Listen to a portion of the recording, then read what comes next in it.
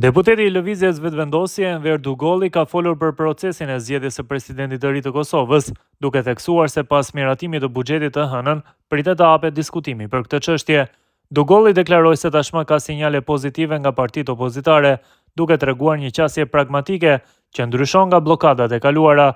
Ai theksoi se nuk ka ende kandidaturë definitive që LVV-ja do ta përkrah për të mos dërguar mesazh se po tenton t'i imponojë dikë.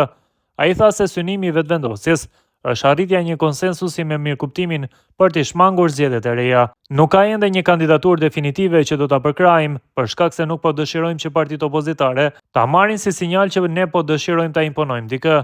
Synojmë që ta arrijmë një konsensus me mirëkuptimin që për të mos dërguar vendin në zgjedhjet e reja, mund të ketë emër tjetër përveç të Vjosa Osmanit, nuk mund të paragjykojmë.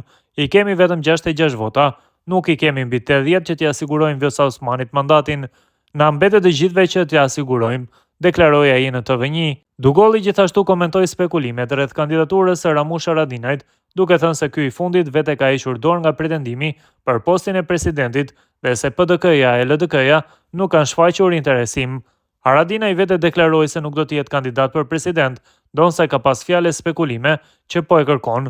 Si duket PDK-ja e LDK-ja nuk kanë pasur interesim, prandaj me sa e kuptova Haradinaj, veç se ka hequr dorë nga ai pretendim. Të shohim zhvillimet e ardhshme siç po ndodhin, asgjë nuk përjashtohet, pra gjithçka është e hapur ende, u shpreh Dugolli. Por se i pyetur se për të mos shkuar vendi në zgjedhje a është zgjidhja Haradinaj, ai tha se nuk përjashtohet askush. Zgjidhja e këtij posti të lartë shtetëror është zgjidhje për të mos shkuar në zgjedhje, nuk po e përjashtoj askënd, deklaroi Dugolli.